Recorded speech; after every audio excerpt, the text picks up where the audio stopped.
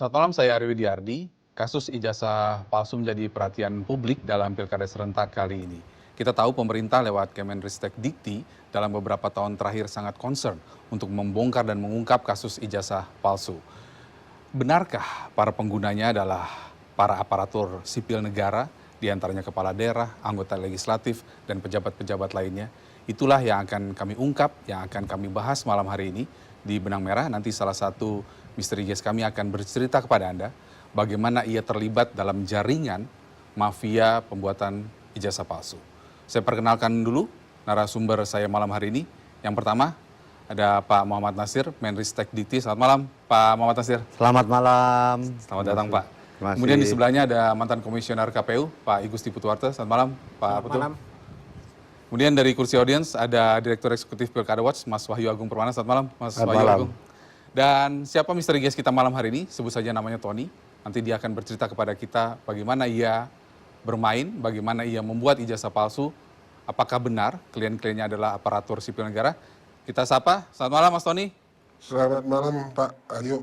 Baik, sebelum ke Mas Tony, saya mau ke Pak Menteri dulu. Pak Menteri, sejauh ini saya mencermati bahwa Anda juga melakukan kerjasama MOU dengan penyelenggara pilkada, penyelenggara pemilu untuk mengantisipasi adanya ijazah palsu. Apakah Anda menemukan data-data bahwa sampai dengan saat ini ada calon kepala daerah, aparatur sipil negara kita terlibat dalam kasus ijazah palsu, Pak Menteri? Terima kasih. Ini laporan-laporan dari masyarakat dan kami telah lakukan kerjasama baik dengan Polri maupun KPU. Ini sudah kami lakukan sejak tahun 2015. Perjalanan waktu di tahun 2015 untuk calon pilkada di tahun 2016 itu telah masuk pada kami beberapa, yaitu laporan itu sekitar 1.500-an ijazah yang disampaikan kepada kami. Kemudian kami verifikasi dari ijazah-ijazah itu ternyata ada yang dilakukan oleh calon-calon itu berijazah palsu juga. Nah, akhirnya oleh KPU dibatalkan, itu ada. Oleh karena itu kami tidak akan melakukan sesuatu kecuali ada laporan. Nah, laporan kecuali yang dari laporan itu terbukti secara langsung, kami akan segera tindak di dalam kaitannya masalah ijazah palsu. Maka saya sangat senang sekali dan berterima kasih dengan KPU telah mau bekerja sama dengan kami untuk membongkar mafia-mafia yang melakukan penggunaan ijazah palsu ini. Baik, lalu bagaimana pengakuan dari pelakunya? Mas Tony, masih mendengar saya, Mas Tony? Masih. Mas Tony, apakah benar seperti Pak Menteri tadi bilang bahwa dalam kasus ijazah palsu ini ada mafianya, ada jaringannya? Ya betul, seperti yang diungkapkan Pak Menteri itu sebenarnya sesuatu yang memang rasionalnya memang tidak bisa terbantahkan. Karena apa? Mengingat pemakaian ijazah itu adalah misal katakanlah anggota legislatif atau memang kepala daerah, otomatis untuk merealisasikan ijazah palsu itu biar bisa legal kepakai dan memang bisa menjadi dasar untuk persyaratan seseorang menjadi anggota legislasi atau menjadi kepala daerah, memang memerlukan suatu mata rantai yang banyak orang-orang yang terlibat di dalamnya. Anda gitu loh. sendiri sudah berapa lama berkecimpung dalam dunia ini? Kalau saya sendiri sebenarnya dari tahun 2011 sudah bermain. Sudah bermain. Kalau boleh tahu posisi Anda dalam lingkaran ini apa ya? Ya, Sebagai apa? saya biasanya saya mendapatkan order, ada yang butuh, ada yang memerlukan, ya saya jembatani. Menjembatani, artinya Anda yang mengatur semuanya? Ya, ada yang saya mengatur, ada yang putus gitu loh. Oke. Klien-klien Anda kalau boleh tahu siapa saja mereka? Artinya dalam hal posisi ya? Ya rata-rata orang-orang pada pencari kerja yang membutuhkan suatu strata pendidikan, yang mungkin kadang-kadang ada anak-anak yang putus sekolah yang mau bekerja di pabrik atau apa, atau bahkan juga memang ada yang membutuhkan untuk menyesuaikan untuk dalam instansi atau kantornya, baik yang swasta maupun negeri yang membutuhkan ijazah S1, itu suka saya dapatkan. Kalau kepala daerah, Anda pernah punya klien? Kepala daerah kebetulan sampai sekarang saya mempunyai kepala daerah yang punya ijazah palsu. Sampai sekarang saya terlibat di dalamnya merawat.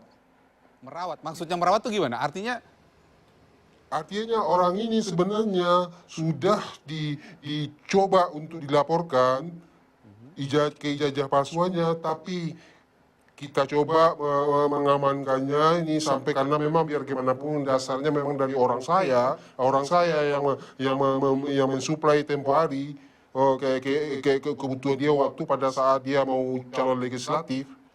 Sampai sekarang dia sudah jadi kepala daerah. Nah, karena memang ada pengungkapan dari masyarakat, kami coba untuk membendungnya bahkan sampai ke tingkat atas. Sampai sekarang aman. Orangnya masih berkuasa sampai sekarang? Masih kepala daerah tingkat 2. Oke. Itu yang Anda atur, ijazah mana yang dipalsukan? Tingkat apa itu? Kalau saya boleh berkata di sini tingkat, mungkin saya ambil pedoman 2 aja ya, tingkat SMP sama tingkat SLA. Anda sering dapat yang tingkat pendidikan tinggi, S1, S2, S3 untuk... Suka dapat. Itu kliennya siapa? Kepala daerah, calon anggota legislatif, aparatur sipil negara? Kalau itu orang yang sudah bekerja di instansi pemerintah. Oh, itu Anda sering dapat order itu juga? Iya.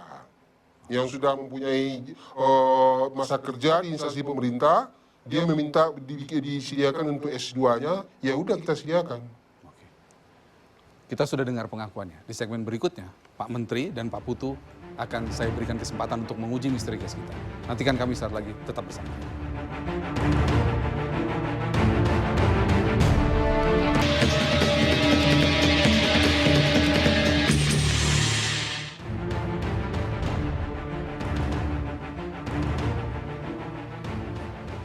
Kembali bersama Benang Merah, saya mau minta reaksi dari Pak Putu mendengar ini, temuan ijazah.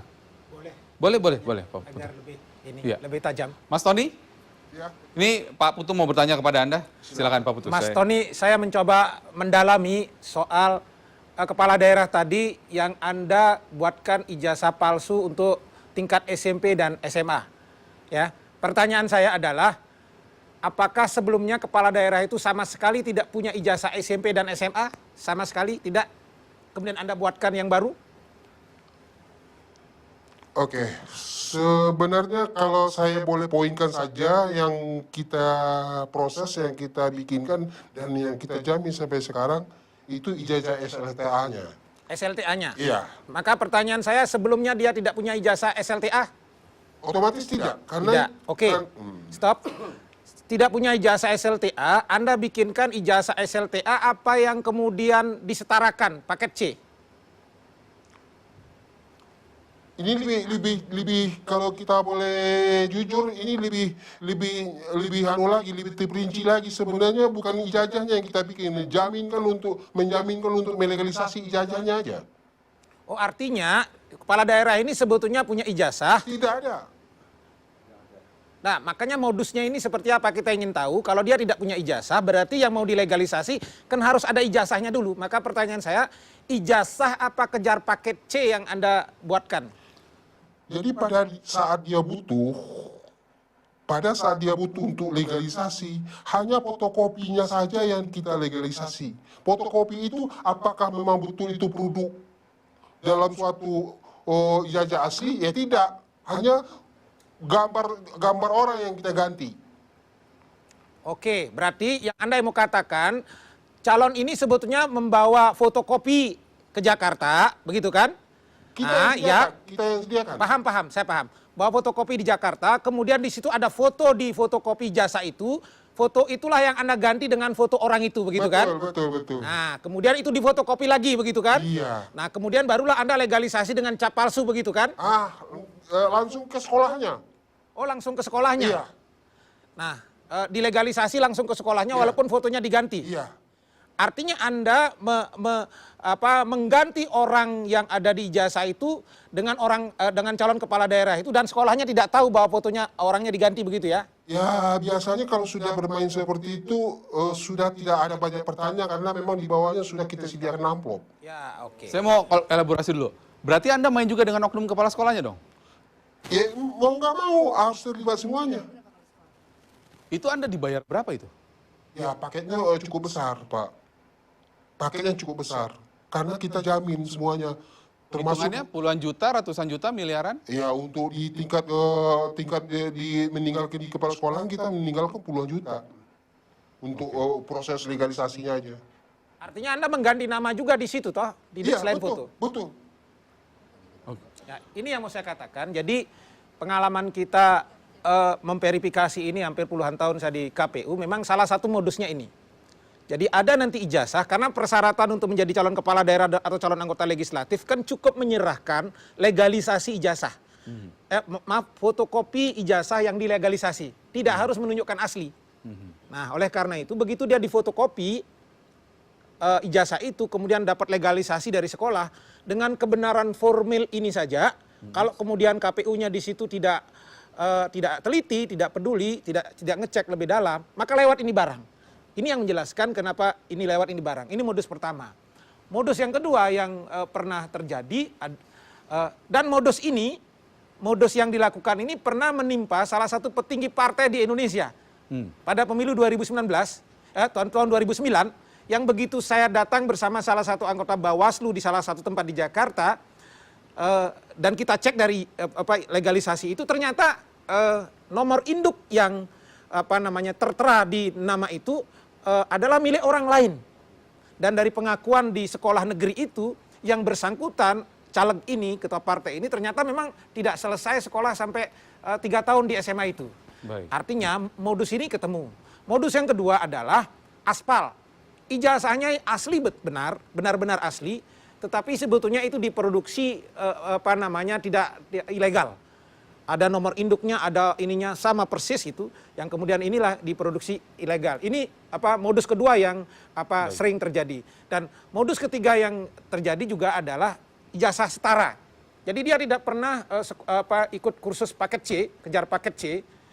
Di beberapa daerah pernah saya temukan di Jakarta sampai 10 orang, 11 orang paket C, tetapi sebetulnya secara rasional dia tidak pernah sekolah di situ karena tinggalnya jauh di timur, jauh di barat begitu, tapi dia dapat paket C. Dan ini memang ketika awal-awal dulu terjadi. Fenomena ijazah palsu ini sebetulnya kalau mau saya katakan, kalau bicara trennya sekarang tidak terlalu buruk sebetulnya. Ketika proses peralihan rezim tahun 99 dan 2004 kemarin itu yang banyak sekali. Jadi ketika terjadi pergantian rezim kan kemudian banyak anggota DPR kita waktu itu kualitasnya agak buruk ya. Baik. Mantan tukang ojek, mantan preman tiba-tiba masuk parlemen dan tidak punya ijazah. Nah, tahun 99 tahun 2004 itu yang saya kira kasusnya agak cukup besar pada saat itu. Pak Menteri, mungkin Anda mau Ya, bertanya? kalau yang di perguruan tinggi ini setelah fenomena yang terjadi muncul di lapangan, itu adalah ada seseorang, dia itu tidak kuliah tapi dapat ijazah. Ini yang sehingga tidak pernah kuliah dapat ijazah, ini yang harus kita lacak. Kami punya namanya pangkalan data pendidikan tinggi. Di pangkalan data kami punya data mahasiswa se-Indonesia, 7 juta mahasiswa kami punya data. Sehingga dalam jumlah ini kami lacak. Si A dari universitas apa, proses pembelajaran gimana itu ada. Begitu itu muncul di tempat kami, apakah itu hanya legalisir Pak Putu, hanya ini, kami bisa lacak itu. Legalisir muncul pada kami, NIM-nya siapa, di situ akan keluar. Oh ini NIM-nya orang lain, maka ijazah palsu. Pada tahun 2016 ini tidak main-main, memalsu ijazah luar negeri, untuk sekolah di luar negeri, mengambil S2 di luar negeri. Ternyata di sana gagal kuliahnya. Tapi setelah itu kami lacak, tolong dicek, dia setelah menjadi dokter di Indonesia, komplot lagi. Kami akhirnya apa? Tolong dilacak, kebetulan dilacak di sana tidak melakukan dapat ijazah aslinya, tetapi pemalsuan ijazah itu. Akhirnya apa? Dia tarik ijazahnya, tarik doktornya, kemudian dipecat dari PNS-nya. Ini terjadi. Baik. Mas Tony, Ya, Anda main juga di tingkat untuk memalsukan tingkat strata 1, S1, S2 sampai S3? sampai S2 sudah pernah. Bisa cerita nggak gimana kalau modus yang Anda mainkan tuh kayak apa? Jadi Anda kalau S2 dia meminta penerbitan belangkonya ya kita pesan lagi pada yang bikin. itu kan belangkonya kan asli ya, ada yang asli. Nah kalau Anda main yang belangko asli atau yang palsu? Ya kalau dari pemasoknya kita terima katanya asli. Tapi kalau menurut kita kalau sesuatu prosesnya tidak benar, ya saya rasa tidak ada yang asli, berarti semuanya permainan. Nah, Anda tadi bilang Anda dapat belangko asli. Itu Anda dapat dari mana? Ada pemasoknya, Pak. Kalau saya kan tidak ini, hanya sebagai mediator saya. Setahu saya belangko itu salah satunya yang punya, yang bisa mengeluarkan adalah Kemendiknas. Apakah Anda bermain dengan oknum-oknum di sana? Oh tidak, saya tidak sejauh itu sampai ke sana. Oke. Nah, terus Anda dapat barang belangko yang asli itu? Ada di Jakarta ada tuh yang menyediakan. Itu sudah menjadi rahasia umum, Pak. Oke. Bahkan sampai di Pak website Menteri pun sudah menyediakan. Pak Menteri mau tanya ke Anda nih, Mas Iya, Tony. silakan. Ya, terima kasih Mas Tony. Saya mau tanya ini. Anda dapat ijazah itu yang dikeluarkan dari satu perguruan tinggi kan? Iya, betul. Nah, pertanyaan saya, dari ijazah itu yang dikeluarkan, kemudian diberikan foto dan diberikan nomor langsung dapat ijazah begitu? Iya, betul, Pak. Terus Mas Tony bisa meyakinkan kepada publik itu ijazahnya benar atau tidak, gimana caranya? Untuk hal berikutnya kita memberikan kepada dia. Nah, dia mempergunakannya itu biasanya dia sudah bekerja di suatu instansi. Nah, nanti berikutnya kalau dia memerlukan ada suatu proses seperti apa, seperti bagaimananya, itu kita sambungkan lagi kepada yang menyediakan itu. Nah, itu biasanya berjalan aman. Misalnya salah satu contoh yang saya gambarkan tadi kepada Bapak Putu tadi, untuk ijazah SMA tadi. Bahkan di tingkat waktu pilkada sendiri, kan ada saringannya, ada KPU-nya, ada Panwaslu-nya. Itu semuanya bermain, Pak. Orang saya yang memakai ini itu bermain. Pada saat itu diverifikasi dan diawasi, semuanya menjalankan. Jadi seperti misalnya untuk undang-undang KPU itu kan ada tiga etika. Tiga etika ini salah satu yang dilanggar, Pak. Ya. Jadi kalau kita katakan kalau ada pelanggaran seperti itu, memang ya itulah Pak, untuk supaya apa, supaya legalisasinya itu aman untuk berjalan, untuk persyaratan dasar untuk sebagai kepala daerahnya. Baik. Kita rehat sejenak, nanti disambung. Tetap bersama Benang Merah.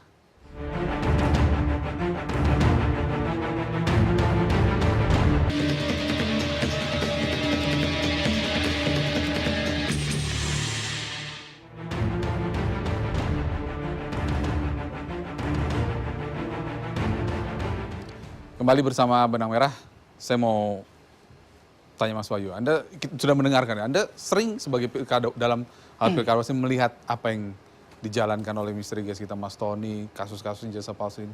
Kalau mendengar kita banyak, tetapi 2015 kebetulan kita mendampingi 2 kasus. Satu petahana dan lolos terpilih, yang satu calon baru tidak terpilih. Tetapi prosesnya tetap berjalan sampai dia ikut proses pilkada. Jadi yang menarik memang ini sebenarnya gejala yang sangat memprihatinkan. Karena menurut kami untuk di tahap awal saja dia sudah menipu rakyat, menipu dirinya dan menipu penyelenggara pemilu. Maka kalau dia terpilih, pasti dia akan menipu terus selama periode kepemimpinan dia. Sepengetahuan kami memang ada kerjasama dengan penyelenggara. Tetapi problemnya adalah seberapa mudah masyarakat mengakses ijazah-ijazah palsu tadi atau sistem yang dikembangkan oleh Menristek Dikti untuk mengecek siapa yang menggunakan ijazah palsu. Karena pengalaman kami juga itu prosesnya nggak mudah.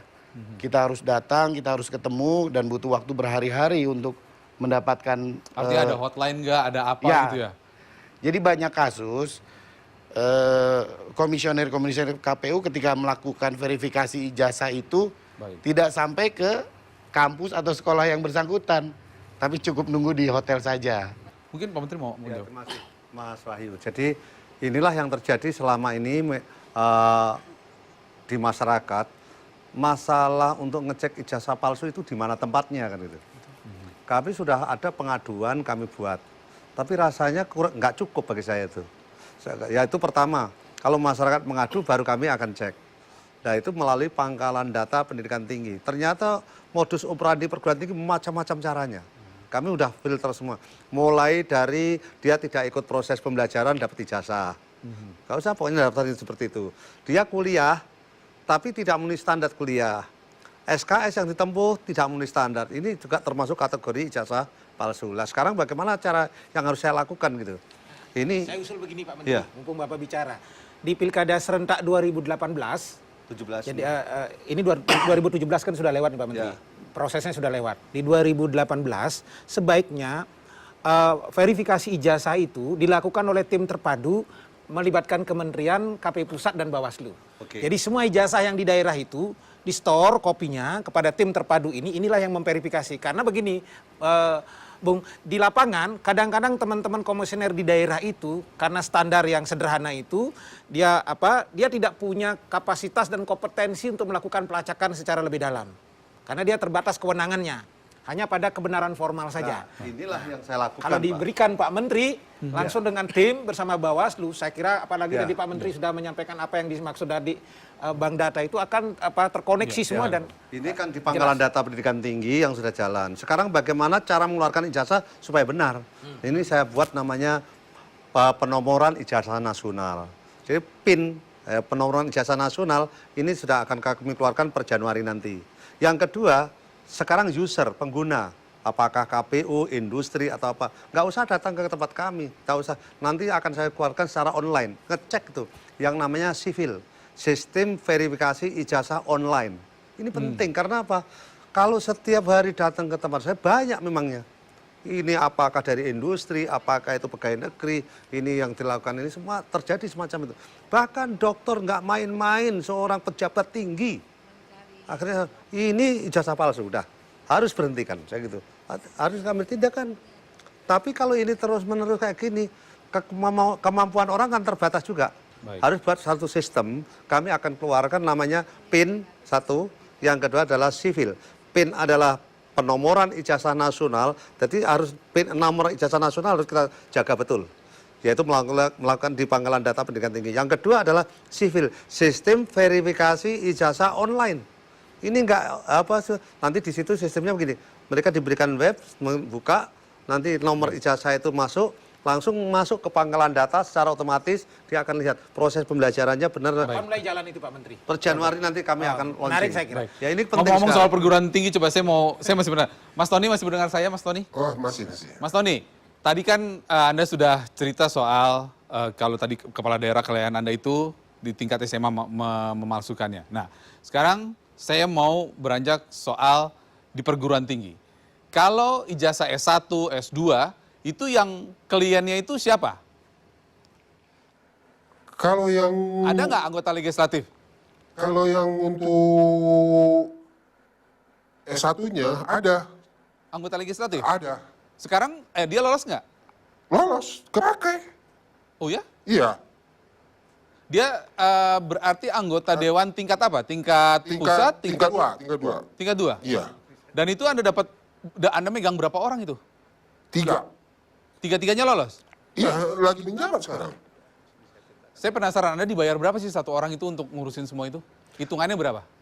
Ya, kita juga bagi-bagi, Pak, bukannya kita aja. Kita juga tidak ini. Ya, untuk satu ijazah itu tergantung juga dari dia mintanya IPK-nya seperti apa.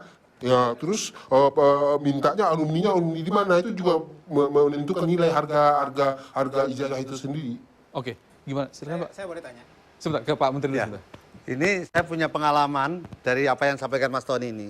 Aha. Saya kunjungan ke daerah. Ini anggota DPR nih. Dia namanya bla bla bla bla esos itu. Terus saya tanyakan, Bapak itu S1 ya? Jawabannya apa? Bukan, saya bukan S1. Saya adalah sarjana sosial. Esos. Lah ya Bapak kan S1 kan? Bukan, saya esos. Masih ngotot. Jadi esos dan S1 nggak tahu bedanya. Terus Jangan-jangan itu palsu kali Pak. apa? Nah, itu kan sudah pasti palsu. Dugaan saya kedua, Bapak kuliah berapa semester? Akhirnya dia mikir, berapa semester ya? Berarti Bapak beli jasa? Bukan, saya ada buktinya wisuda. Jadi wujudnya adalah wisuda, bukan proses kuliahnya tapi wisudanya. Nah, artinya apa? Ini terjadi secara masif masa lalu. Ini yang cukup berat, Pak. Oleh karena itu harus kita basmi. Maka dalam hal ini sebelum dia wisuda di perguruan tinggi swasta maupun negeri, kalau negeri oke lah, yang swasta sebelum wisuda Koperti selalu memverifikasi dulu. Kalau tidak diverifikasi, ijazahnya nggak boleh kita terbitkan. Kalau itu terbit, palsu. Dan uji cobanya Pak Menteri menurut saya, Pilkada serentak 2018 dan pemilu 2019 ini saya kira harus menjadi momentum untuk membersihkan kualitas anggota DPR kita di semua tingkatan. Itu yang saya Dan sangat senang harus sekali. dibuat tim terpadu di Jakarta karena Sangat Pak Menteri senang sudah sekali. punya Pertanyaannya sistem sekarang online adalah bagaimana lagi cara mereka bermain. Kami masih akan ungkap di segmen berikutnya. Tunggu benang merah sesaat lagi.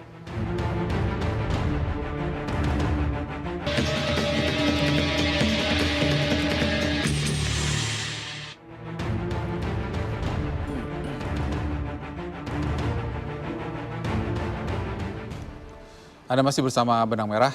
Mas Tony masih mendengar kami, Mas Tony? Baik, masih Pak. Oke. Saya masih mau melanjutkan untuk tingkat perguruan tinggi, Mas Tony. Itu berarti kalau Anda ada job gitulah, berarti kan Anda punya jaringan. Nah, itu kalau dengan perguruan tinggi Anda main dengan siapa di perguruan tinggi itu? Sampai tingkat mana Anda bermain? Ya, itu bagian ketausahaannya, Pak. Rektor tahu nggak? Oh, enggak sampai saya ke beliau, tidak. Dekan nggak tahu juga? Tidak. Kita bagian yang bekerja di tata usahanya aja. Dia berani jamin, dia berani ini, mintanya berapa, ya udah kita kasih. Kita juga hanya menyalurkan. Kita sampaikan kepada ownernya yang meminta, yang membutuhkan. Biayanya sekian, udah kita sampaikan biayanya. Biasanya mereka minta berapa? Ya kalau untuk sekitar pendidikan yang masih sederhana, yang masih pertengahan kampusnya, itu untuk tingkat S2 itu sampai 100, Pak. 100 juta? Iya. Satu ijazah? Iya. Tapi kita tanggung jawab ke pemohonnya aman di tes on. Di tes on? Iya. Nah, itu biasanya Anda yang mencari perguruan tingginya atau justru mereka yang menawarkan diri? Ada nggak yang menawarkan diri dari perguruan tinggi oknum-oknumnya? Oh enggak ada. Oh, jadi Anda yang nyari? Tapi kita saling informasi sudah punya. Teman-teman kita udah punya, di sana aja, di sana sekian, di sana sekian. Biasanya perguruan tingginya itu di level yang biasa aja, yang menengah, atau Anda bisa sampai yang top sekalian? Oh, kita bermain yang di menengah aja, Pak. Yang di menengah? Iya, biasanya yang begituan, yang top sekalian pun juga kita juga dapat informasi, tapi kan targetnya tinggi. Tapi pernah Anda main yang perguruan yang terkenal gitu, Anda? Perguruan tinggi yang terkenal? Saya rasa yang cukup terkenal kok. Cukup terkenal di daerah Bandung. Oh gitu? Iya. Nah, tiga-tiganya itu tadi anggota DPRD itu semua dari Bandung semua itu perguruan tingginya? Oh enggak, beda. Oh, beda lagi? Beda lagi. Oke. Tanya nih, Boleh Pak Menteri. Mas Tony, Iya, Pak. saya mau tanya ini. Itu kejadian pada tahun berapa itu? Yang penyediaannya yang mana? Yang SLA. ijazah ya, SLA. S1. S1 itu tahun 2012. Oke. Ya, adakah yang tahun 2015? Oh enggak, saya belum dapat. Oke. Ya, terima kasih. Berarti Pak Menteri belum. Kejadian masa lalu, ini memang terjadi di tahun lama Tapi itu. sampai 100 juta itu, Pak. Iya. Tadi harganya. Ada yang 40, saya punya tarifnya itu, lihat itu data itu. Sampai ada yang 40, 60, 100, tergantung jurusannya. Makin prodi itu langka, dia akan menjadikan Oke. lebih mahal. Mas Tony, benar kata Pak Menteri ya, jurusan itu juga mempengaruhi harga? Iya, mempengaruhi harga, termasuk IPK yang dia minta, mempengaruhi. IPK juga? Iya. Jadi kalau saya mau IPK 3, berapa saya harus bayar? Nah, itu jurusannya apa? Jurusan yang paling top apa? Yang paling Seperti mahal? ada satu di salah satu departemen orang bekerja. Dia kebetulan juga memang udah menguasai bidang pekerjaannya, yang meminta strata S2-nya itu sesuai dengan bidang pekerjaannya. Ya udah, dia minta IPK-nya tinggi, kita kasih. Itu dia bayar berapa tuh? Tapi secara rutinitas di pekerjaannya dia bisa bertanggung jawabkan. Itu dia nggak kuliah berarti? Tidak. Iya. Mas Tony, Iya. ini kan kalau apa yang sampaikan Mas Tony kan ini kan lokasinya di Jakarta kan? Betul, Pak. Karena ini yang saya lakukan penggerbekan di tempat itu. Betul, Pak. Betul. Jadi inilah yang tahun 2015 sudah nggak ada. Kan benar ya Mas Tony ya? Betul, 2015 sudah nggak ada. Ini adalah sejarah lama kan? Betul. Oke. Itu penting Mas Soyo sekali. mau Iya, mungkin nanti bisa dicek, Pak. Ini kan efektif sistem yang Bapak mau bilang itu kan Januari. Mungkin berarti pilkada ini masih bisa, Pak Putu ya? Kan pilkadanya kan 15 Februari. Ya, cuman dokumennya kan belum terkumpul ya. Kalau mohon Tapi kan maaf. udah bisa dicek Bisa ijazah nomornya gitu Ya, kan. kalau yang 2017 ini karena kami tidak ada laporan yang secara detail, tapi yang masa lalu ada 1.500 itu. Kalau ini ada laporan, langsung saya ketindaklanjuti.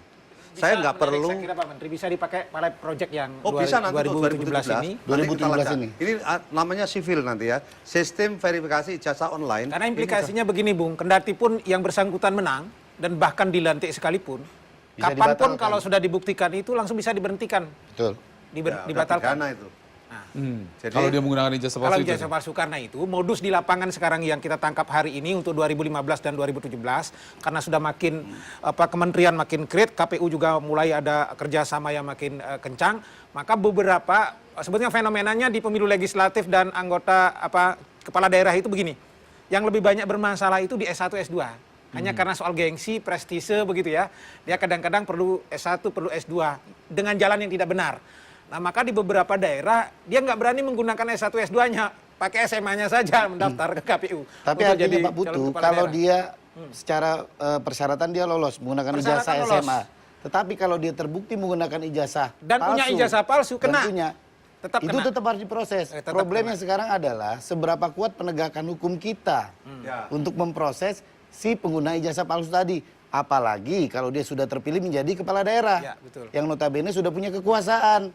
Sudah bisa Makanya berkoordinasi ini yang dan sangat seterusnya. penting adalah saya pengennya adalah pada penegakan hukum. Undang-Undang 12 2012 tentang pendidikan tinggi itu jelas. Pemalsuan ijazah, penipuan dengan cara penipuan ini jelas dipidana yang mengeluarkan minimal 10 tahun, maksimal ya 10 tahun dengan denda 1 miliar. Atau yang memegang ijazah maksimal 5 tahun dengan denda maksimal 500 juta. Ini artinya apa? Saya pengen itu jalan ketegakan. Bagi kami bukan tugas saya. Tugas saya adalah mengungkap ijazah ini palsu. Setelah palsu harus ditindaklanjuti. Saya pengennya begitu aja. Harus ada orang yang dipidana. Itu jera. Kalau enggak pernah ada ini. Nah, tindakan inilah yang menjadi sangat penting. Menurut saya memang harus kerjasama yang baik antara Kementerian Ristek Dikti, Polri, sama Kumham. Ini supaya apa? Harus kalau memang terjadi ijazah palsu, harus pidana. Itu harus gitu aja. Apa yang bisa kita lakukan untuk menghentikan ini semua? Kita akan bahas di segmen terakhir. Tetap bersama Benang Merah.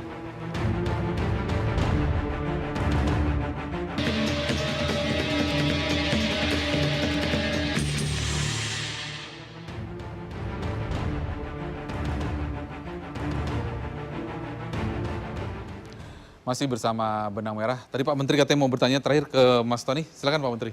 Oh ya, Mas Mas Tony? Tony. Iya Pak. Iya. Saya mau tanya Mas Tony ini. Yang tadi anggota DPRD tingkat 2 sama tingkat 1 ya. Iya. Kalau boleh ini mungkin konfidensial bolehlah. Berikan nama itu melalui web kami. Atau SMS ke saya. Yang Namanya yang- sama, yang lagi menjabat kepala daerah sekarang. ya yang sekarang menjadi anggota DPR.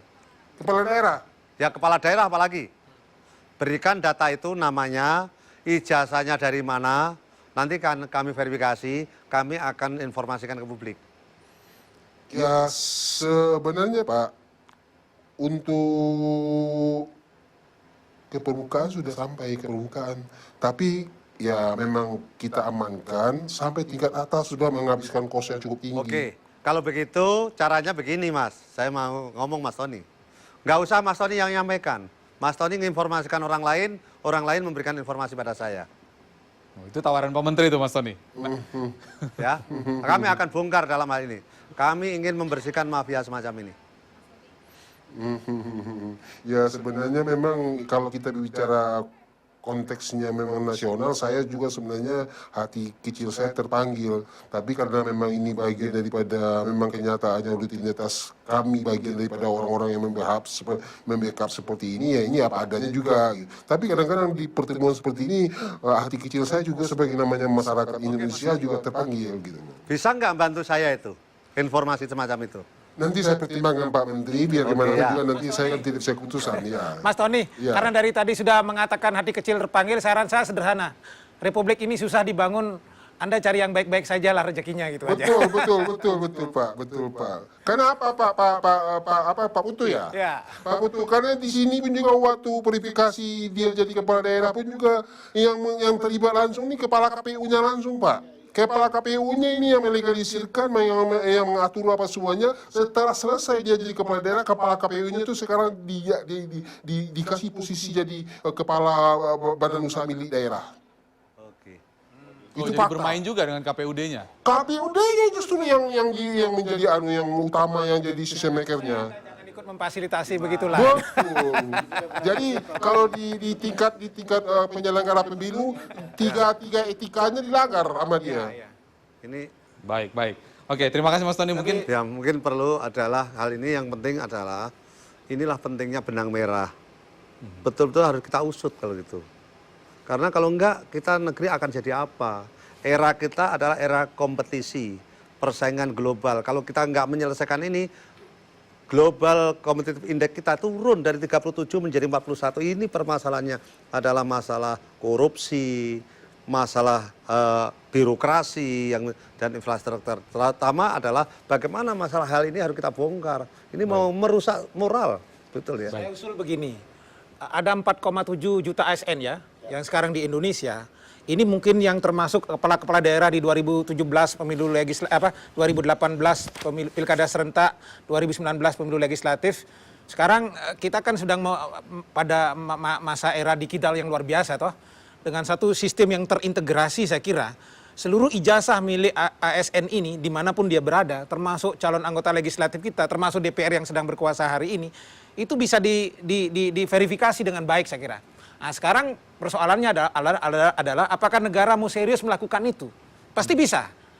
Contoh sederhana saja saya sampaikan tadi, Pak Menteri dengan KPU, dengan Bawaslu untuk pilot project pilkada serentak ini bikin tim terpadu dengan sistem online selesai. Nah, kita pindah sekarang ASN kita yang 4,7 juta. Kita mulai dulu dari birokrasi kita agar benar-benar orang yang masuk di sana memang orang-orang yang bersih, yang bukan kemudian dengan cara-cara yang kotor. Dari situlah kita membersihkan negeri ini saya kira. Sebelum nanti Pak Menteri mungkin Mas Wahyu singkat Mas Saya Wahyu. pikir semua pihak harus ikut turun tangan untuk menyelesaikan masalah ini. Kita tidak bisa hanya melemparkan semua kesalahan pada Pak Tony. Karena sistem ini memang sudah banyak yang ikut bermain. Tadi disebutkan ada KPU, ada oknum birokrasi juga. Nah, yang terpenting adalah semuanya memang berniat baik untuk memperbaiki. Tadi saya sangat respect dengan apa yang sudah disampaikan oleh Pak Menteri, dan itu langsung kita manfaatkan untuk langsung kita mulai secepatnya hari ini juga. Makanya Pilkada 2017 nih Pak, langsung kita bersihkan. Kalau misalnya memang ada yang terindikasi menggunakan ijazah palsu, ya langsung dibatalkan. KPU juga harus serius. Terakhir Pak Menteri, apa yang nggak bisa masyarakat harus melapor kemana? Ya, yang selama ini yang saya lakukan, ada pengaduan masyarakat lapor pada kami, langsung kami lacak. Langsung saya serahkan Direktorat Jenderal Pembelajaran dan Kemahasiswaan tentang memverifikasi ijazah ini, asli atau tidak. Setelah itu dia lapor pada saya, oke, ini ijazah benar, oke. Kalau ijazah palsu, oke saya sampaikan ini palsu. Tindakan berikutnya di sana kan. Jadi tinggal dibuka web Ya, tempatnya Pak webnya. Menteri Nah, ya. nanti di tahun 2017 nanti harapan saya tidak usah lagi ke saya, nanti melalui sivil, sistem verifikasi ijazah online ini. Ya, harapan saya nanti masyarakat kami akan educate, terutama KPU, untuk sebagai user, industri sebagai user, itu nanti tinggal melihat itu web itu, langsung masuk ke dalamnya, masukkan nama, nomor ijazahnya, langsung akan keluar. Kalau nggak keluar, berarti itu adalah palsu. Baik, terima kasih Bapak atas waktunya bersama kami, Pak Menteri juga, terutama. Pesan dari Benang Merah, seperti judul kami, harusnya Anda malu karena menggunakan ijazah palsu. Karena Anda yang menggunakan ijazah palsu, kemudian mau menjadi pemimpin kami. Baiknya Anda berkaca. Anda sendiri sudah menipu diri Anda sendiri, kemudian Anda mau menipu kami. Orang yang menitipkan suara kepada Anda, menitipkan amanah pada Anda. Saya rasa orang-orang seperti Anda tidak layak menjadi pemimpin. Kita ketemu lagi minggu depan, selamat malam, sampai jumpa.